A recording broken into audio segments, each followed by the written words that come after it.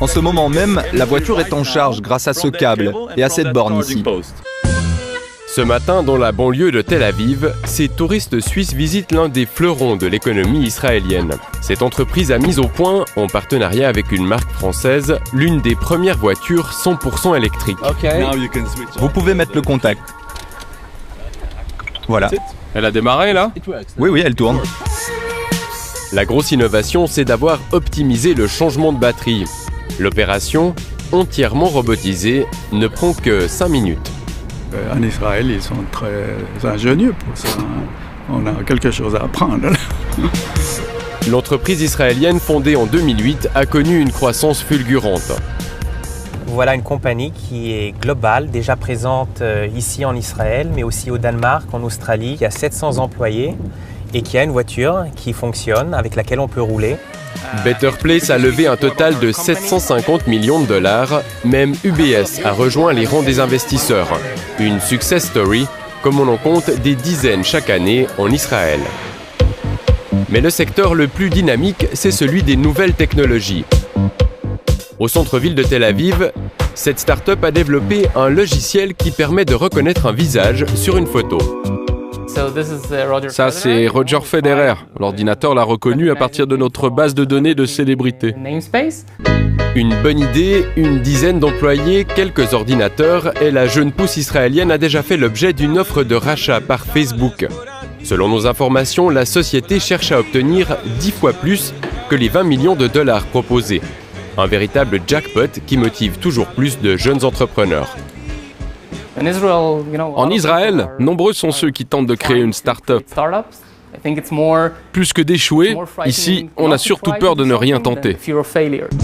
Une vraie culture du risque et un secteur en plein boom. Plus de 10% de la main-d'œuvre israélienne est active dans le domaine des high-tech.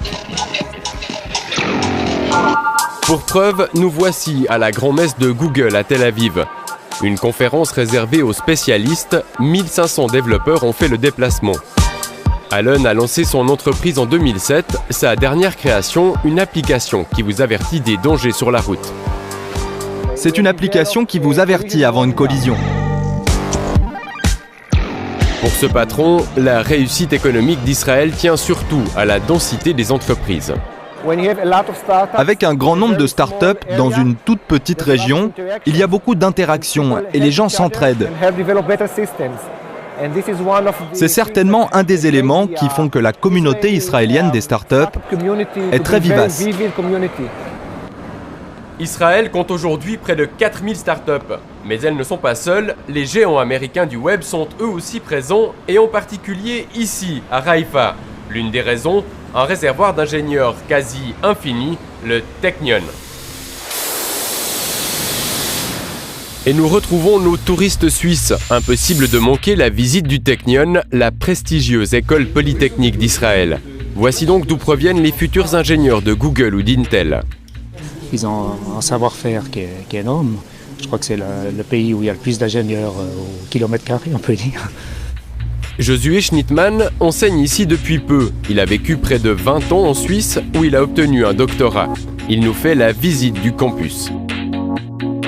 Là, on est effectivement devant le bâtiment des sciences des matériaux, où on a le nouveau prix Nobel de chimie 2011. C'est en fait le 3e prix Nobel du Technion dans les dernières 10 années. Donc beaucoup de choses se sont faites là dans les dernières 10 années, ce qui nous a mis sur une plateforme vraiment internationale. Des bâtiments et des infrastructures en grande partie offerts par la diaspora et un campus à l'américaine qui compte aujourd'hui 13 000 étudiants. En Israël, tout le monde est astreint au service militaire, minimum 3 ans pour les hommes et 2 pour les femmes. Certains mènent donc de front leurs études et leur carrière d'officier. Donc là, bienvenue dans mon laboratoire. À cause de l'armée, les jeunes commencent leurs études 3 à 4 ans plus tard qu'en Europe. Il n'est donc pas rare de rencontrer de jeunes parents comme Jana, 27 ans, officier à l'armée et maman d'une petite fille de 15 mois. Bien sûr que j'aimerais passer plus de temps avec ma fille, mais la journée, elle va à la garderie. Le soir, on la récupère et moi, dès qu'elle est endormie, je continue d'étudier. Molly, elle, vient de débarquer des États-Unis. Doctorat en poche, elle découvre les étudiants du Technion. Ils sont beaucoup plus concentrés, beaucoup plus sérieux, et ils savent très bien ce qu'ils ont envie de faire. C'est très motivant de travailler avec eux parce qu'ils savent ce qu'ils veulent. À peine diplômés, les ingénieurs n'ont aucune difficulté pour trouver du travail. Ils sont même au cœur de la réussite économique d'Israël et le président du Technion n'en est pas peu fier. Durant ces 20 dernières années, le Technion a été à la base du miracle économique d'Israël, comme on l'appelle, c'est-à-dire le développement du secteur high-tech. Aujourd'hui, 75% des ingénieurs diplômés du Technion travaillent dans ce secteur. Et parmi eux, 14% sont PDG d'entreprises. Aujourd'hui, Israël compte plus de compagnies technologiques cotées en bourse que l'Europe tout entière. Pas mal pour une petite nation d'à peine 8 millions d'habitants.